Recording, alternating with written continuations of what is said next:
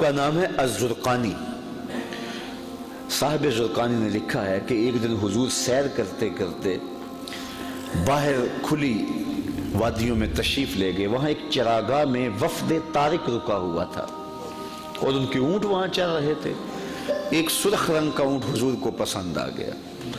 اہل قافلہ سے کہا کہ اونٹ بیچتے ہو؟ انہوں نے کہا بیچتے ہیں۔ حضور نے پوچھا، انہوں نے نہ بھی بیچنا ہوتا تو کہا بیچتے ہیں۔ کہا یہ بیچتے ہو؟ کہا ہاں بیچتے ہیں۔ کتنے کا؟ سودا طے ہو گیا۔ حضور نے فرمایا کہ میں کوئی تاجرانہ غرض سے تو آیا نہیں تھا، میں تو سیر کرتا کرتا آیا، میرا تمہارا سودا بن گیا۔ اب یہ اونٹ مجھے دے دو اور میں اپنے شہر میں جا کر اس کی قیمت تمہیں بھیج دے۔ تو انہوں نے کہا ہمیں منظور ہے۔ حضور نے اونٹ پکڑا، چل دیے۔ وہ حضور کو دیکھتے رہے، جب نظروں سے اوجھل ہو گئے تو دل پر ہاتھ رکھ کے کھڑے ہو گئے۔ تھوڑی دیر کے بعد سکتے سے باہر آئے تو ایک دوسرے سے پوچھنے لگے، یار ایک شخص آیا اونٹ ادھار لے گیا، تم نے اس کا پتہ بھی نہیں پوچھا۔ جب کسی کو نقد سودا دیتے نا تو اس کا پتہ آپ پوچھنے کی ضرورت نہیں محسوس کرتے، لیکن ادھار دیں تو یا آپ اسے جانتے ہوتے ہیں یا درمیان میں کوئی ضامن ہوتا ہے یا کوئی چیز گروی رکھتے ہیں۔ تو کہا ایک شخص آیا، اسے تم جانتے نہیں، اس نے اپنا پتہ بھی نہیں بتایا، اونٹ بھی قیمتی اور وہ لے گیا۔ یار کسی نے اس کا پتہ ہی نہیں پوچھا، نہ اس نے کوئی شے گروی رکھی، نہ کوئی ضامن دیا، تو تم نے کسی نے بھی پتہ نہ پوچھا۔ ایک بولا یار جب وہ باتیں کرتا تھا منہ سے پھول جھڑتے تھے، میں تو اس منظر کو دیکھتا رہ گیا۔ دوسرا بولا یار میں تو اس کی زلفوں کے پیچ و خم میں کھو گیا۔ تیسرا بولا میں تو اس کی آنکھوں میں ڈوب گیا، کیا خوب سجن دیاں اکھیاں نے۔ اگر آپ کا شعری ذوق ہو تو ذرا اس پہ جو ہے وہ غور کیجئے، کیا خوب سجن دیاں اکھیاں نے جی میں پار کے سرائیاں رکھیاں نے۔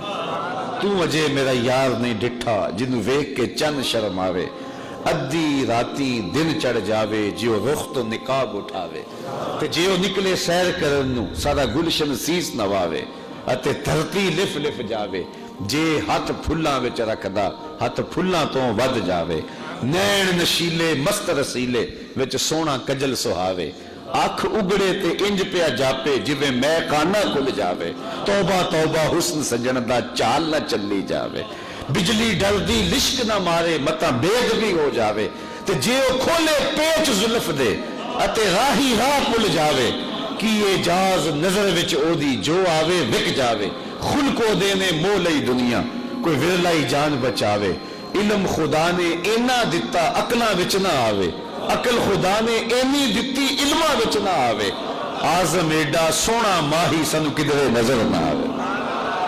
کہا جو بھی ہوا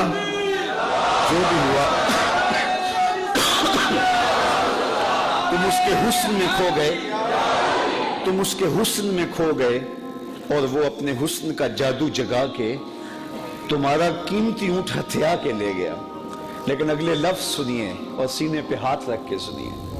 جب انہوں نے کہا نا قیمتی اونٹ ہتھیا کے لے گیا، امام زرقانی نے لکھا ہے، کہتے ہیں جب انہوں نے یہ بات کہی نا تو اب تک خاموش بیٹھی قافلے کے سردار کی بیوی نے خیمے کا پردہ سرکایا اور ان سے مخاطبہ کر کے کہا انا ضامنۃ لسامان جمالکم لا یغدر بکم، اگر وہ قیمت نہ دینے آیا تو میں ضامنہ ہوں، قیمت مجھ سے لینا، خبردار کسی نے اس کے خلاف بات کی تو۔